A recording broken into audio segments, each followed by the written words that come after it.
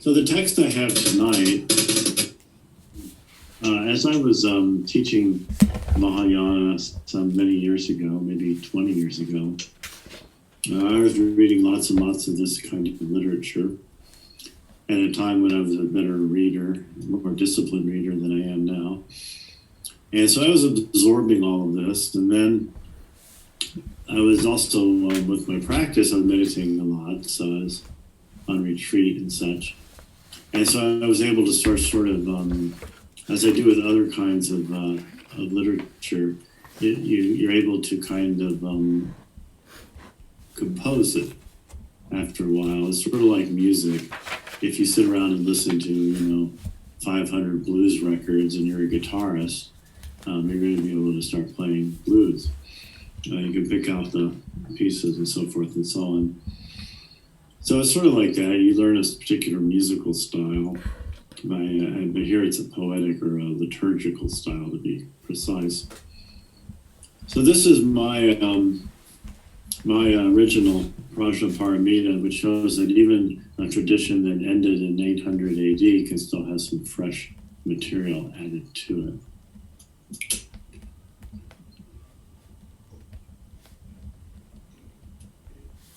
I'll read it. Perfect wisdom of natural presence. Thus have I heard. Once the Lord was staying at Rajagriha at Viltor Peak Mountain with a great assembly of bodhisattvas and mahasattvas. At that time, he entered the samadhi of supreme enlightenment, and all the worlds, from the very highest to the very lowest, were blessed with the wisdom of the uncreated, the peace of the unconditioned, and the happiness of the unsought. Inspired by the awakened one, Bodhisattva Mahasattva Avalokiteshvara said to the Buddha Maitreya, Lord Maitreya, how should a student of the Dharma cultivate the supreme path of benefit to all beings? O noble one, in all the worlds there is but a single path that brings benefit, even though it appears as if beings followed innumerable paths. How is this so that there should appear innumerable paths when in truth there is but one? All the worlds that exist, from the very highest to the very lowest, are worlds of dream. Their form is dream, their perception is dream, their feeling is dream, their thought is dream, and their consciousness is dream. In truth, nothing but dream has ever arisen, nothing but dream will ever arise, and there is nothing in the present moment that is not dream. It is because all beings are within the dream that innumerable paths arise. How is it then that beings within the dream should awaken to what is not the dream and realize the supreme and ultimate benefit?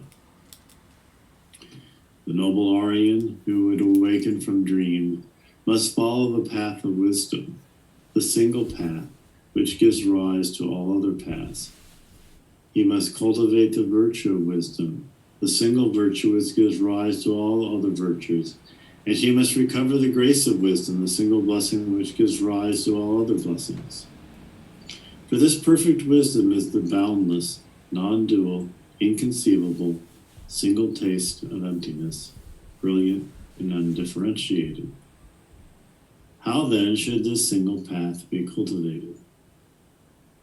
Only through non-cultivation can the single path be cultivated, utilizing the mode of non-discrimination in the manner of non-observance, employing the aspect of non-production, nurturing a view of non-existence.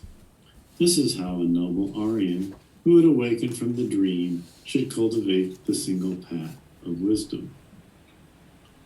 For what the Buddha sees as suchness, the ordinary person sees as dream. But in truth, there are not two things, suchness and dream. Nor is there even one thing. Suchness does not attain enlightenment. It does not cease to become. It does not stand at any point. It is neither dual nor non-dual, purified nor defiled, created nor uncreated. It is not past or future, nor is it present. Although you have great friendliness to all beings, you apprehend no being.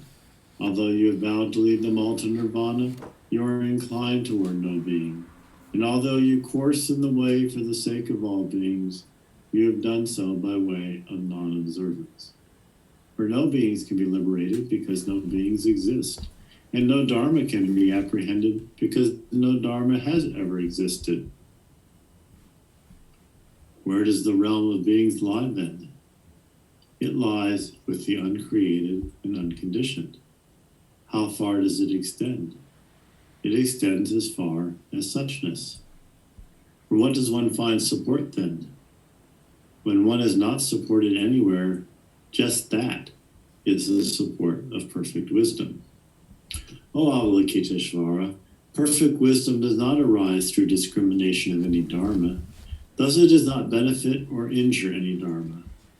Perfect wisdom does not forsake the dharmas of ordinary person, nor grasp at the dharmas of a Buddha. Indeed, in truth, the noble Aryan who gives himself to the practice of perfect wisdom does not see any dharma at all. For all dharmas are situated in emptiness, and from that situation they do not depart. They are situated in the signless, the wishless, the unconditioned, the unborn, the uncreated, in the boundless, in the calm quiet of nirvana, the unrecoverable. Then through the virtue of this non-attachment does one attain nirvana? O Avalokiteshvara, the one who knows perfect wisdom does not even apprehend nirvana, much less its virtues, nor since such a one has never been attached to anything, what could they know of non-attachment? Then do they simply remain within their natural Buddha nature? O noble one, you must know that neither self nor Buddha are real. The Buddha is only the sign of the signless. Just as the substance of a dream cannot be apprehended because it doesn't exist, all dharmas, all beings, even Buddhas, cannot be apprehended because they too have no substance, no essence, no self-nature. They are all like a magical illusion, an echo, a reflection on water, a dream. Even nirvana is like a dream. How much more so is anything else? O great Lord, all this is shown in such a way that no one can understand it, for that which cannot be discerned, nor can it be known, seen, heard, or recalled. It cannot be created or destroyed. It cannot be pointed out or described. For truly, the Buddha does not settle down in Dharma. How much less so in what is not the Dharma? Yes, this is why the great vehicle is for those who have left all signs behind, who course in the signless, who make no distinctions, who do not treat appearances and events as signs of realities. For only through wisdom alone are the other perfections made perfect. That is why the Buddha does not praise the perfection of giving, nor any other perfection. He does not proclaim their names. Only wisdom does the Buddha praise. Its name alone he proclaims. Great Lord, does such a path lead to happiness then? O Avalokiteshvara, apart from the mode of life adopted by bodhisattvas, the mode that leads to the benefit of others, there is no happiness. This happiness of a bodhisattva is guarded by two things.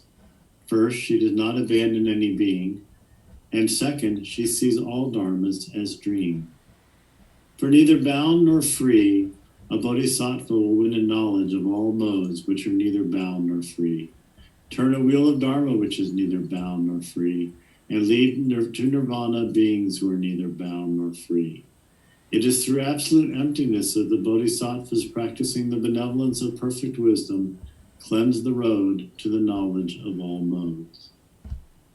So it is, O Avalokiteshvara, that we say, all conceptualization is dreaming. Perfect wisdom is presence itself. Presence is naturally self-originated and spontaneously self-perfected. Presence expresses itself through the three bodies of enlightenment. All deities are present in a single mandala of presence. All times are present in a single moment of presence. Nothing exists outside of presence. Presence is pure awareness. All practices are contained in the single practice of awareness. All virtues are contained in the single virtue of awareness. All views are contained in the single view of awareness.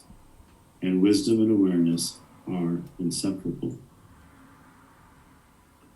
O Lord Maitreya, contrary to the whole world is this teaching on the perfection of wisdom you have given, for it is taught so as to liberate beings from dreaming, but the whole world is determined to take up dreaming. Deep is this perfection of wisdom, for it has a depth like that of space. Demonstration does not increase it, nor does non-demonstration diminish it. Hard to understand is this perfection of wisdom, because nothing is actually known. Indeed, unthinkable is this perfection of wisdom, because it is not something thought has access to.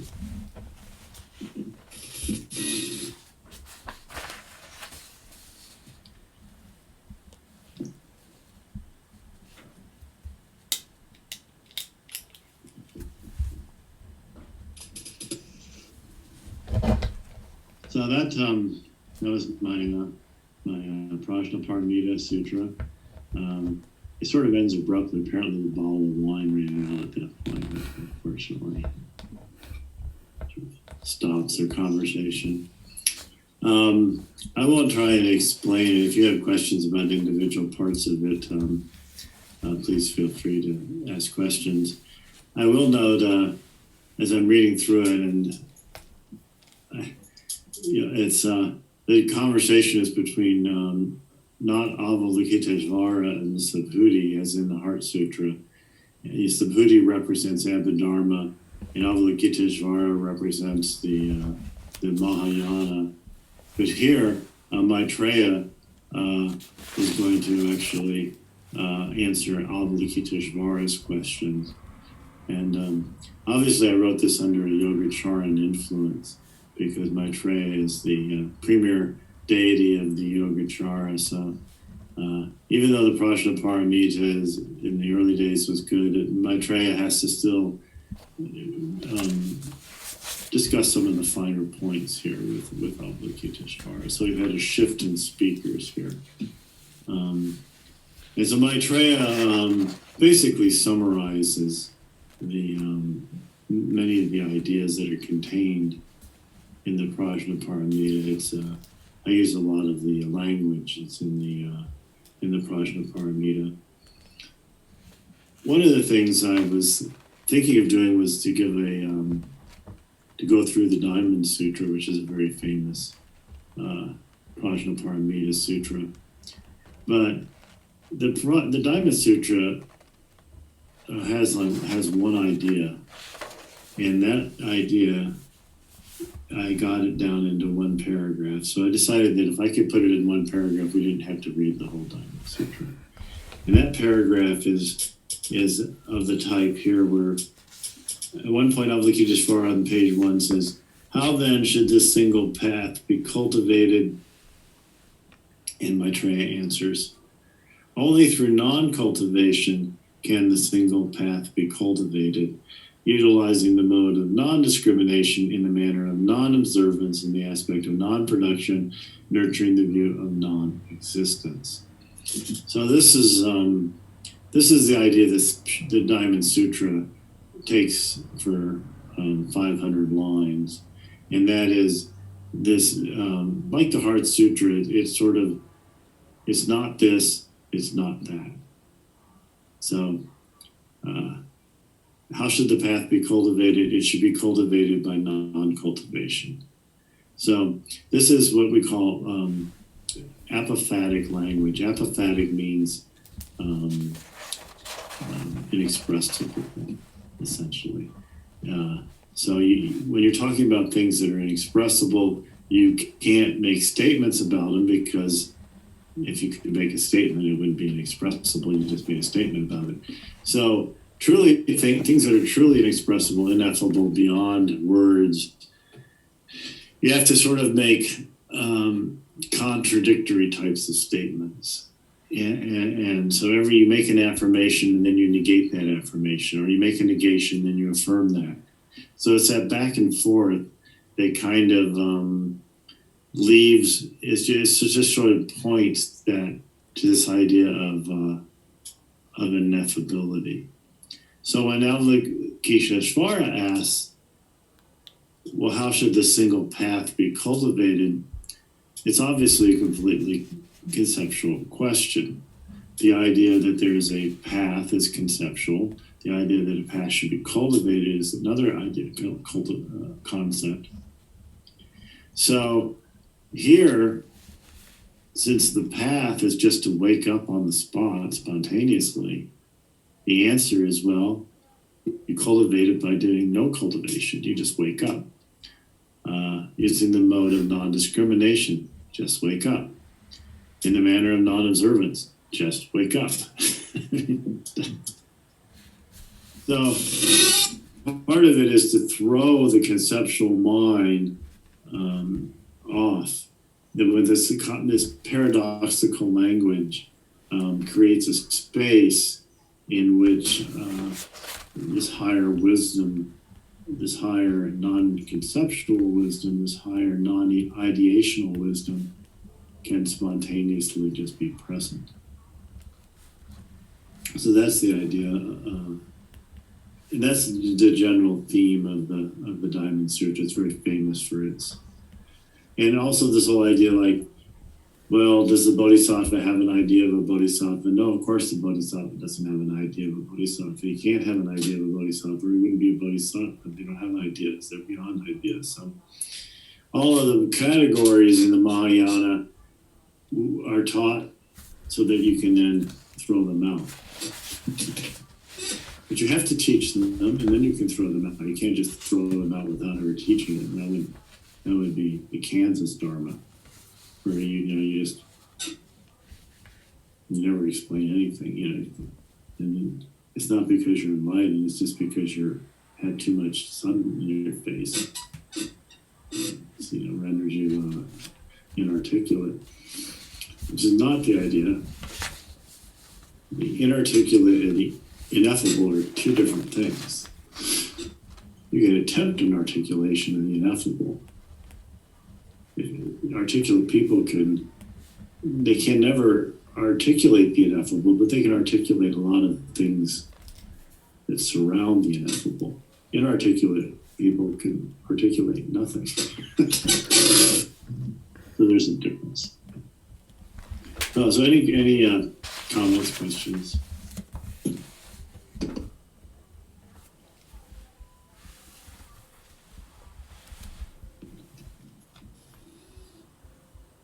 Is there a line between this and Zen?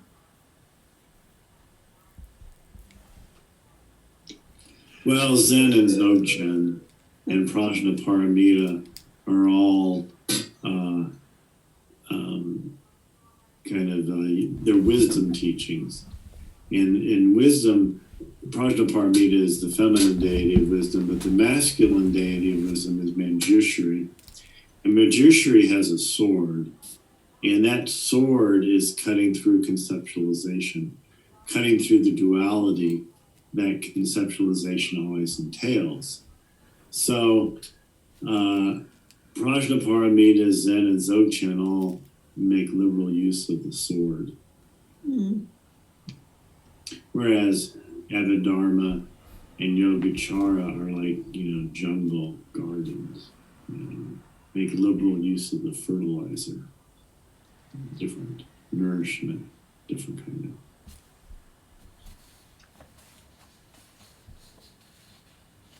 of. It's very nuanced. I mean, the Buddhist sense of deities and energies is very, very nuanced, and it was developed over a long period of time. Mm-hmm. And as more things got developed in the later schools that attempted to kind of synthesize this all together, became, had to have a number of different levels and layers and such. So they could sometimes you had different approaches. You have the Tibetan approach where they include everything and just sort of sort it out by have a very good index system, so to speak. spiritual index system. Or you have Zen or Dzogchen or Prajnaparamita, where they just cut to the quick and forget about the rest of the stuff. Although Prajnaparamita, you get into the 100 line, 25,000. I mean, there's a lot of, they cover all the material. They just, it's a matter of emphasis. So that way you see some Zen, the directness of Zen you see here. Bruce, what about natural presence? That seems like I don't. Well, I'm writing a Dzogchen version of Prajnaparamita, so natural presence is a Dzogchen. Our sense of being awake is just to be present in a natural way, and that's the natural state. That's Buddha nature is the natural state of things. So simply by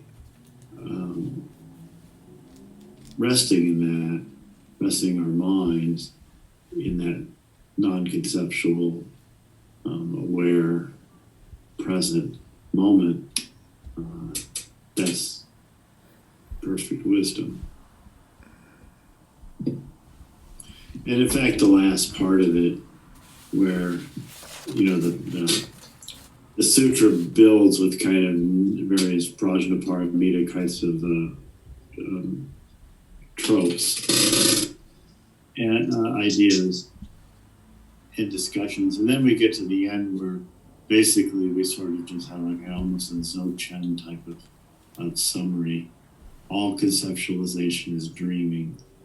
And this whole idea of dreaming as the metaphor is more Yogacara than Prajnaparamita. In the Yogacara, we can talk a little bit more about dreaming. And that dreaming is very good because it suggests this idea of how you can have appearance and yet appearance can be empty. So in the same way that in our dreams, we have appearances, we have objects, we have individuals, we have conversations, we have actions, we have all kinds of, everything's in a dream. I would go through library and read books in my dream. I used to at one point. I mean, everything's in a dream. You can't, unfortunately, you can't, there's no lending library. Once you wake up, you can't take the book out. I never figured out how to do that. But yes, you can, but it's not real. It's gone. Similarly here, right now, we're in the dream, so it looks, we're real, but when we die, it's gone. So that's why everything that's happening in this world is like a dream. And yeah, the dream part of it is the mental part. It's what we're thinking about our lives. It's our explanation of our lives. It's what we're just talking about and commenting about. It's not the actual life itself. So it's just the conceptualization that's the dreaming part. It's not our actual life lived in the moment, in the non-conceptual moment. So all conceptualization is dreaming. Perfect wisdom is just to be present with an empty alert mind. To be presence itself, really. Presence is naturally self-originated and spontaneously self-perfected. Everything is here in the present moment. Presence expresses itself through the three bodies of enlightenment. There's always the completely open aspect of the Dharmakaya, the radiant, energetic aspect of the Sabovakaya, or the heavenly realms, and the kind of magic within ordinary life that is the Nirmanakaya. All deities are present in this mandala of the three bodies of enlightenment. All times are present in the present moment. Nothing exists outside the present moment. The present moment is nothing but awareness. All the practices come out of the present moment. Actually, being aware, resting in the present moment is the completion of all the practices. It's the attainment of all the practices, the goal of all the practices. And all virtues are contained within awareness. All views are contained within awareness. and wisdom and awareness are inseparable. Insight and the space in which insight occurs are inseparable. In fact, that is the natural state of our mind. Spacious with flashes of lightning. Or in the case of, it could be a rainstorm, could go on for a while.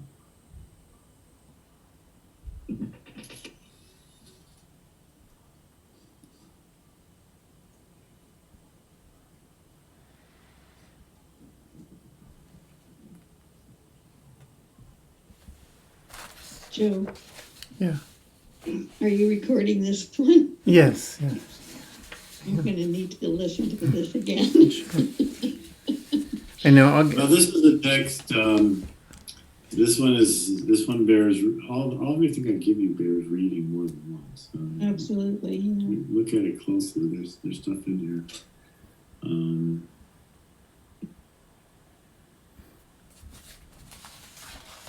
Is the metaphor of dream, the 12 analogies of illusion, dream being one? I think I guess I always thought that was part of Prajnaparamita. Did that come out of a different Mahayana stream? Well, actually, it is Prajnaparamita, but I think in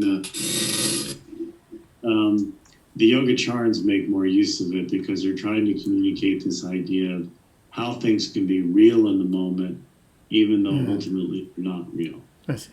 Whereas in Majjhimaka, they're never real. Mm.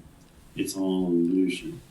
And Yogacara is trying to make the point that in that moment of the dream, although you're dreaming and the dream has no ultimate substance, when you're dreaming, in that moment, you are dreaming. In life, you are experiencing. We're living a life. And part of that life is dreaming. And so the Yogacara is just a little more subtle and deeper understanding with this idea that everything has a reality in the moment. It's subtle and deeper, but it's also tremendously important because it reaffirms and divinizes the natural world. Mm-hmm. If the natural world is real, even if it's only momentarily real, that's something. And that's pretty amazing. And so Tantra now can take it further, that just that one idea of that momentary realness of everything and develop the whole idea of total samsara and nirvana is one, everything, we can affirm everything. There's no unsacred substance. There's no unsacred act. There's no unsacred human body part or fluid, or everything can be used if you have the right attitude. So it's your attitude that makes the world sacred or profane. It's not objects. So, particularly in India, that is going to be very radical because cow's milk is sacred and cow shit is not. And they make very strong distinction that way, and you can't say that one is the same as the other. But in Tantra you can, because they both have one taste. Shit and milk have the same taste of reality in the moment that you taste them. One taste isn't the taste of the specific substance, it's the taste of reality that's the same. Everything is real, no matter how, whatever you might feel about it or think about it, or whether it delights you or repulses you, but it's equally real, equally true.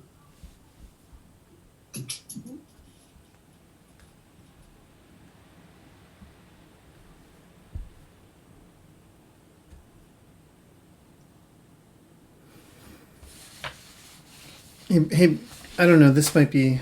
I don't know if you want to dive into this one, but when you bring up time, all times are present in a single moment of presence, and so over the last few years, I've been reading Donald Hoffman, this scientist, and he goes, and he's painted a pretty incredible picture of reality that space and we know that space and time are not different things; they're continuous.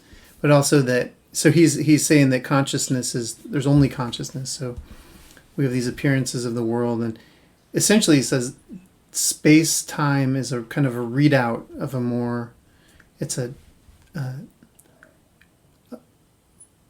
it's a readout or an interface of an infinitely more complicated reality. And then just the idea that that time is not different than space, and that time has a certain unreality about it, and that there might be this underlying I don't know. I'm rambling. I can't articulate this very well, but Well, time is, I think, time is conceptual. It's not actually really real, in my view. This could be argued. I think space is real, and extension within space, so to speak. Consciousness is real. Consciousness is real, and appearances are real in the way we just talked about in their momentary reality. So you have consciousness, and you have what's real this moment to our consciousness. So it's that stream, and we can never, and the only way we can separate ourselves from the moment is by a discursive effort on our part of our minds. So we have to kind of step out of the present in order to imagine a present, and then think about that present. So even to talk about the past, you have to step out of the moment right now to talk about the past. And to think about the past, you have to, step out of that.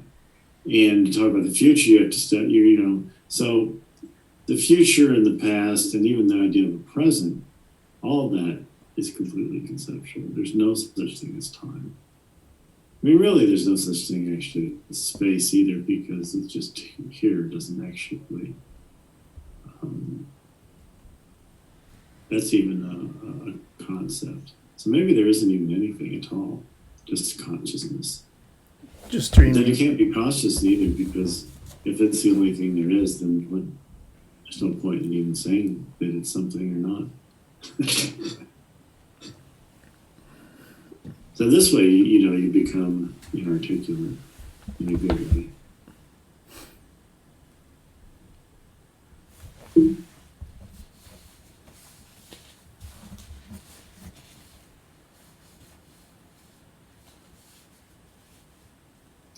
But the interesting thing is that to have this kind of conversation is exactly the nature of Prajnaparamita, is that it's written, it's unusual in religious literature that is very obviously and deliberately written on multi-levels.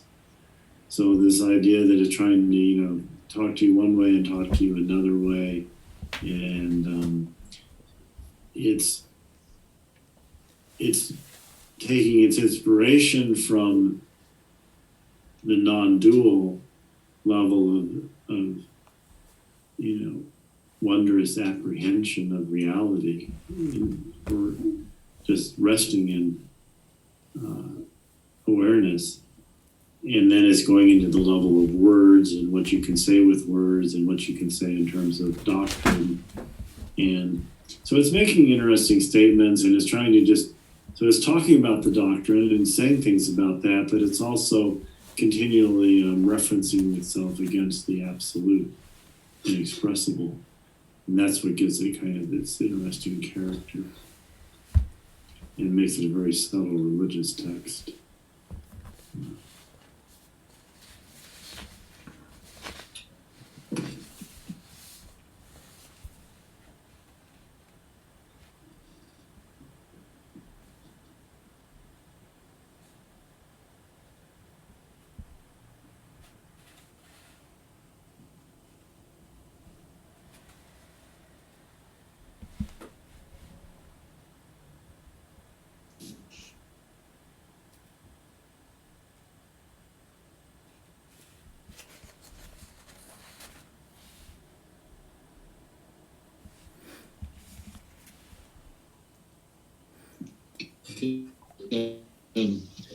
consciousness and bodhicitta are like interchangeable.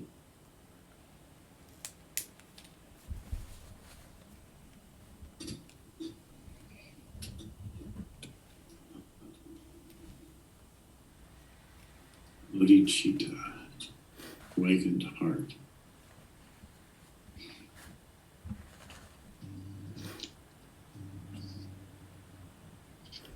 Well, I just happened up on one of the paragraphs on the third page, where the mode that lead apart from the mode of life adopted by bodhisattvas, the mode that leads to the benefit of others, there is no happiness.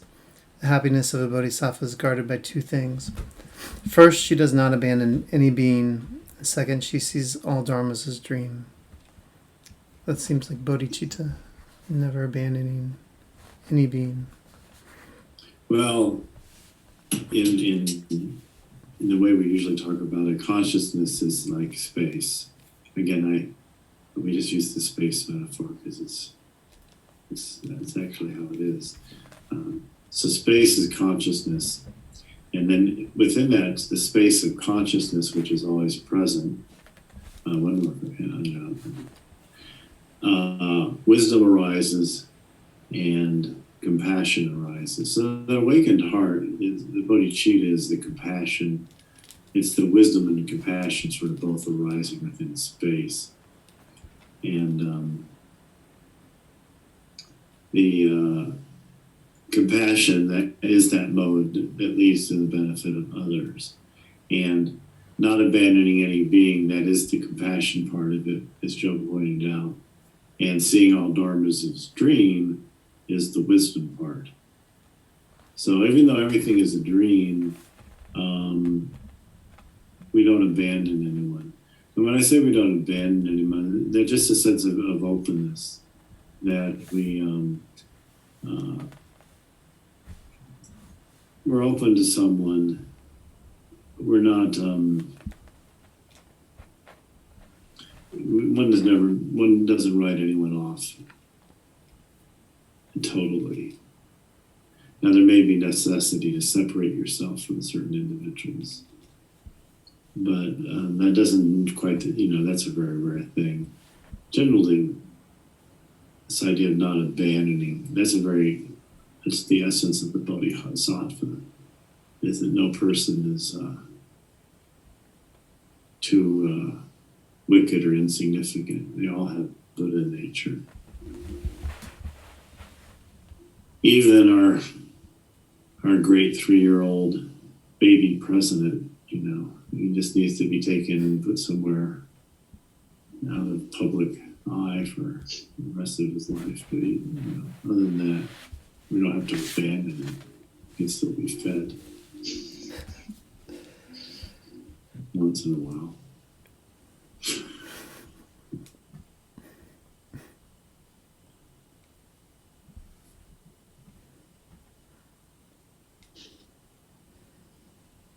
And if you can feed him, you can feed anyone, right? Through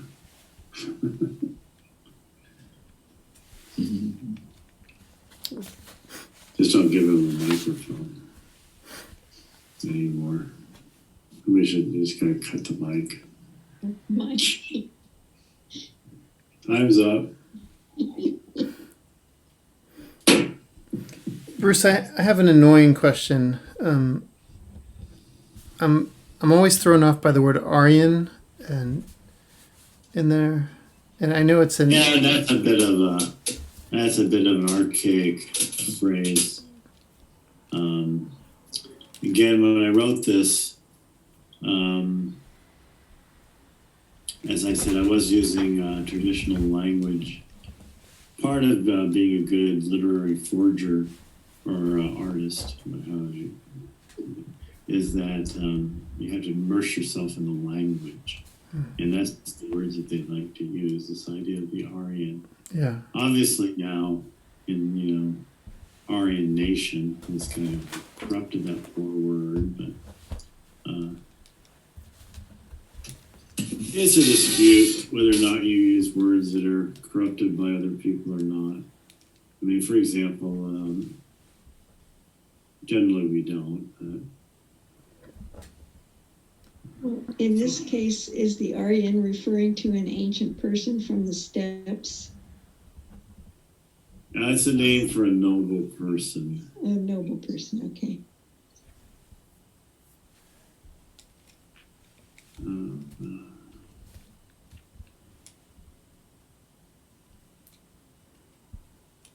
But that's common in the Prajnaparamita. But see, even then, so what do? We got to go from Aryan, which is sort of racial overtones, to an aristocrat or a noble, which has classist tones. I mean, Buddhism, you got to rewrite it quite a bit to get a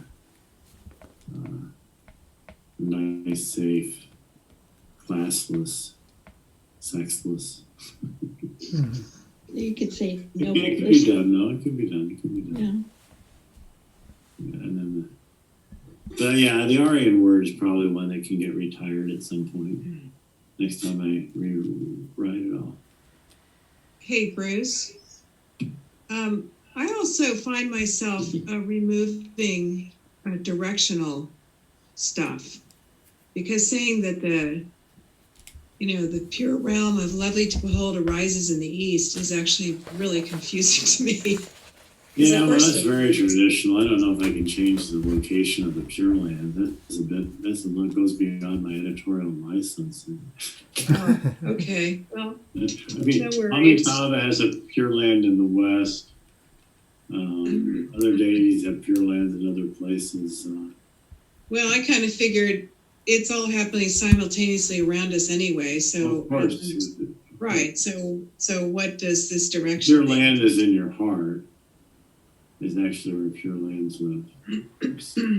Right. So, because then all of a sudden I'm doing the practice and I think, oh, I've got my back to the Pure Land. It's totally distracting. But actually, the West is really the only. That's the only one that's of importance directionally, and actually, all the directions have a little bit of importance. But the West is the most significant because it's Amitabha. And in the Amitabha Sutra, and I think there's a beautiful part where they actually have a practice. And I think it's also in Amitayas. I have an Amitayas who's also, I think his Pure Land is the same in the West. Because he's really the twin brother of Amitabha, same deity, more or less. Infinite light and infinite life. And the practice is this, that you actually, I'll distribute this at some point.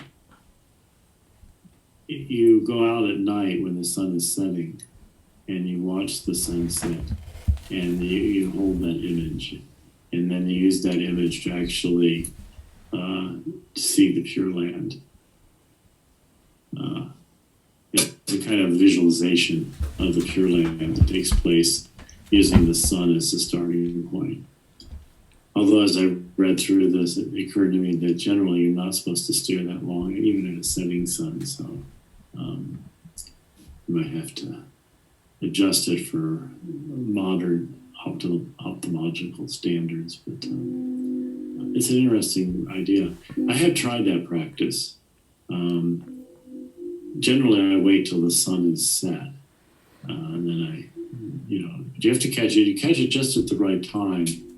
You can, and then you can sort of imagine the Pure Lands. You can sort of see them. So that's why it's in the West, because visually it's in the West. It's in the setting sun.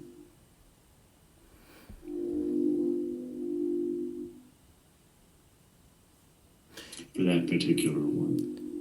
Well, I mean, I keep on thinking about Buddhas as anthropomorphic. Like, that's not what a Buddha doesn't have 2 arms and 2 legs. I mean, some of them have 6 and 4 or whatever, but. Well, they're both.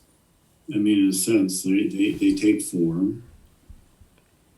Just like, Jesus was took form. Jesus was God, but Jesus took form.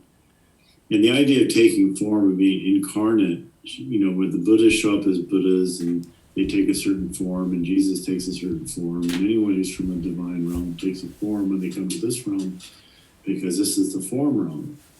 And you express yourself here in terms of form. But for the divine to take form, whether it be as a Buddha in the Buddha image, or as Christ in the Christ image, it's a validation of the form realm. It's an affirmation of the form realm. The form realm is good. It's just that form is always temporal. Other than that, it's great.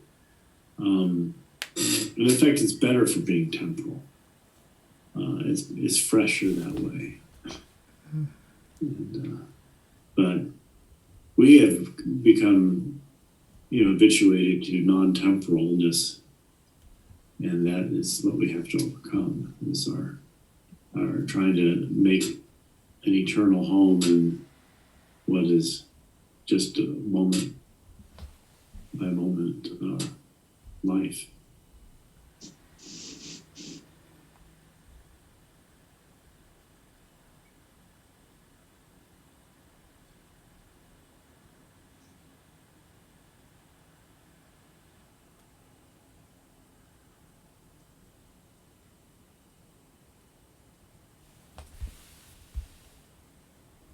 But more specifically, in the context of our practice, the Dzogchen practice in particular, the Pure Land, you could say the Pure Land is that you can visualize it as a sort of, in space, like in that setting sun, which is nice. You can also imagine, I say Pure Land is in your heart. So as you open your heart towards others, towards nature, towards God, that creates a Pure Land. But then also, there's a specific kind of Dzogchen way in which we experience it, sort of in the sense of light. That you can actually have an experience. You can have experiences of luminosity and of light, which is somewhere between physical and imaginal. I mean, it's an imaginal. How do I say this? It's an imaginal physical experience, because you actually feel that you're surrounded in light. So you can actually, there's an actual transformation that can place that's more than simply, staring into the clouds and seeing palaces, which is nice. But there's actual experience of light. And that experience of light, particularly the light around the body and within the body, that's really important because that's the basis for all like the advanced yoga practices and also the practices one does when one's dying and such.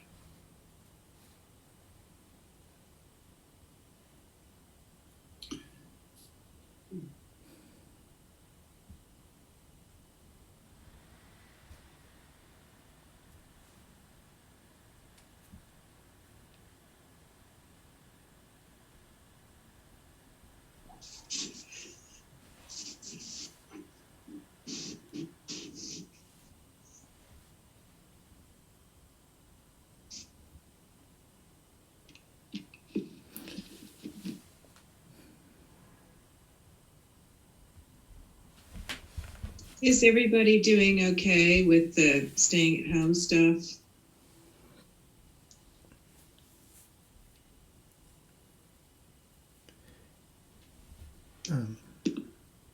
Yeah. We got our shopping figured out. That took a little while. We had to learn to avoid the big stores. Those are terrible. They don't have any spacers on the floor, so you stand 6 feet apart and stuff like that. They started doing this, but after we went a couple times to where it wasn't like that, then they finally put that in. Uh-huh. And they limit how many people can be in there and stuff like that. But they set up this sort of senior hour. Right. And everybody rushed to the senior hour, so that was a mob. And All the seniors knocking each other over to get into the store early. Oh, Did that's you read fun. that article today about that? No, wow, I've just made that up. You mean it actually happened? Yeah, they arrested a woman.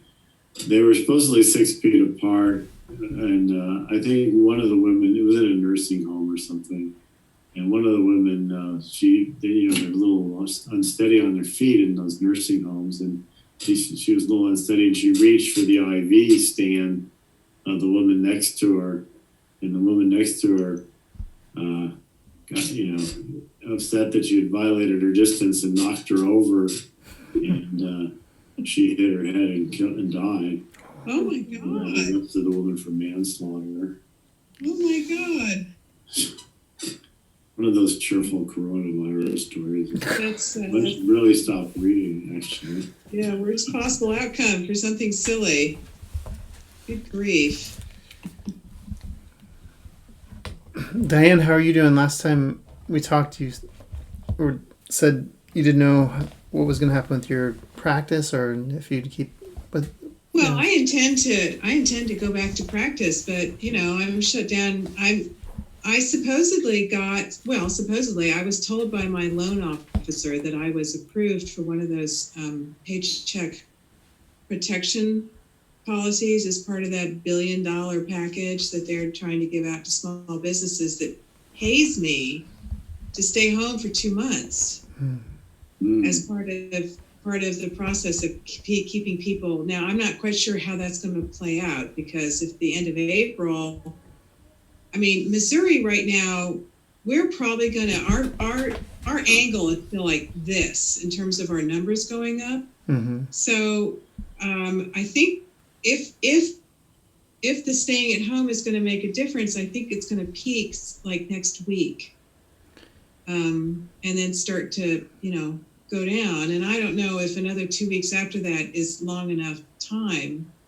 I don't know that I'm going to feel safe 2 weeks after that to go back to work. Yeah. No, I don't Probably think so. not. Right. So it's probably going to be 2 months of sitting around, and not sitting around. Somehow I'm managing to stay amazingly busy, but June or July, maybe July now, people are starting. and then of course we had a vacation set up for the second week of July, and I'm like, I'm not going to go back to work for a week and then take vacation. That's not going to happen. So that's awkward. So yeah, I think when I get back to work, I'll just go back to work and call everybody and say, okay, I'm open. Yeah, build it back up again. I don't know what else to do about that, but just that. I'm seeing people who call in and feel like they really need to see me, and so, but it hasn't been very much.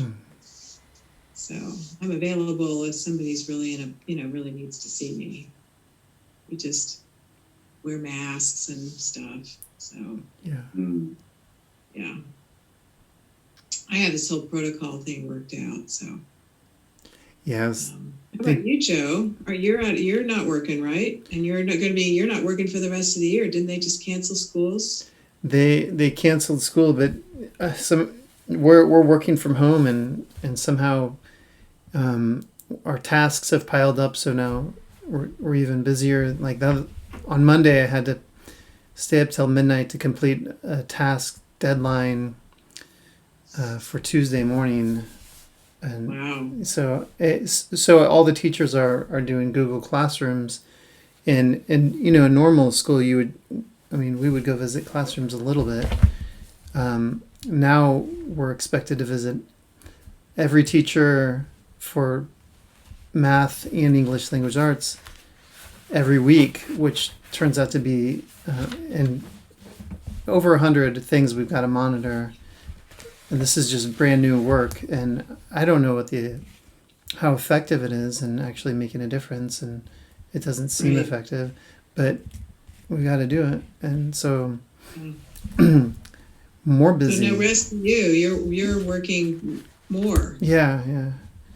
That's on top of all the other stuff we've got to complete. And really, we should be thinking about next year at this time of the year, but we're not. So. Yeah, well, there's no way I can adjust over that situation where it's like there's no in between. I'm either touching people or I'm not around them at all. Right. So yeah. All you lucky guys that are retired, you just hang out. Yeah.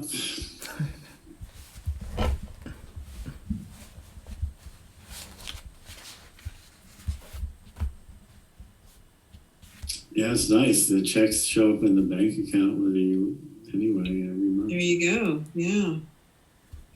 Plus, they even give me stimulus, which I don't really. You got a stimulus check? Well, I haven't got one, but I'm supposed to get one. Yeah. Yeah, actually, I think I'm supposed to get one too. My husband. I mean, I think we're separate because he's not good. He apparently is paying too much money, so he's not going to get one. So I think I'm gonna get one. Plus, I got that loan, so I'm good for a couple of months, and then it's just building everything back up again. Yeah, it's tough to see how it all comes back together again because I mean, certain things. I mean, who's going to want to get on an airplane airplane I might chance, but a cruise ship never. Right. Yeah. Well, and then of course, in 2.5 months of people going without care and not being working, and their financial thing's going to be different, and maybe they decide, oh my God, they really need me, and they're crazy to come back, and maybe they decide, I didn't miss her that much, I'm doing okay. Yeah, it's just going to change the whole. I'm sure it's just going to be different. There's going to be people that I was seeing regularly that I won't see again for a while, and then there'll be a lot of people that are just, I'm sure, will just come back. Well, I keep thinking that the massive unemployment that's happening is going to rather affect things quite severely. You can't have 30% of the people employed and then you're going to somehow get all that to come back together again. That's going to take a few years. I'm surprised that the stock market continues to go up. Well, that's the fact that we have unemployment numbers like the Great Depression. The stock should be about half. So it's okay. I last heard 10%. So it's gone up from there. New York Times said that they felt that the actual unemployment rate was about 13%. Okay. It's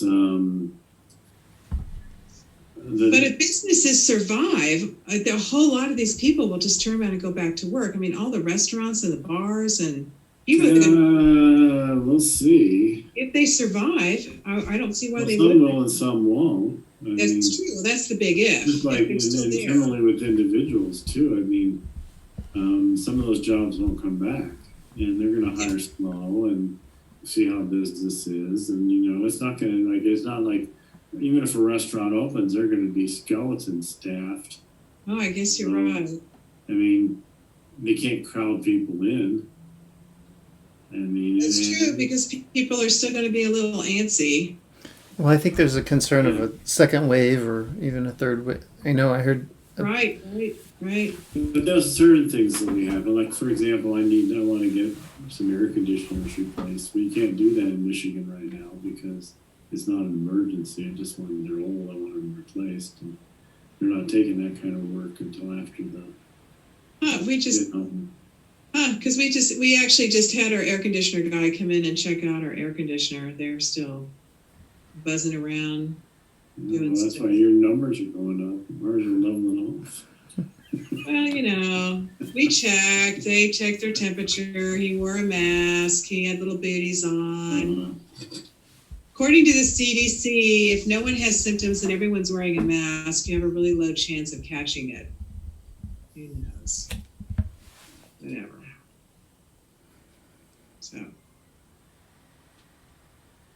Well, it's funny. People around here are just continually kind of pushing the edges of the stay at home, like they go on walks with each other and they're supposedly staying 6 feet apart, but not really. And then they're talking to each other and they're not quite 6 feet apart. And then they're working on little projects together and stuff. And I think they just a little bit of cheating at the corners here, but it's getting encouraging. And the numbers seem to be leveling off, at least here in Michigan. I think we're looking at today. It looks like we leveled. So that's question is that once you're leveled, how long do you have to stay leveled? You know, Right. and how You do have you to get off? eat it. And then as soon as you go outside again and you start doing stuff, is that then you're going to shoot up again or not? You know. Right. Right. Right. Well, I read today that Kansas City area will be a week or two later. I think 2 weeks later than other places to peak, like you were saying, Diane. In Kansas, the right-wing legislature is accusing the Democratic governor of being authoritarian for telling people don't go to church. Right.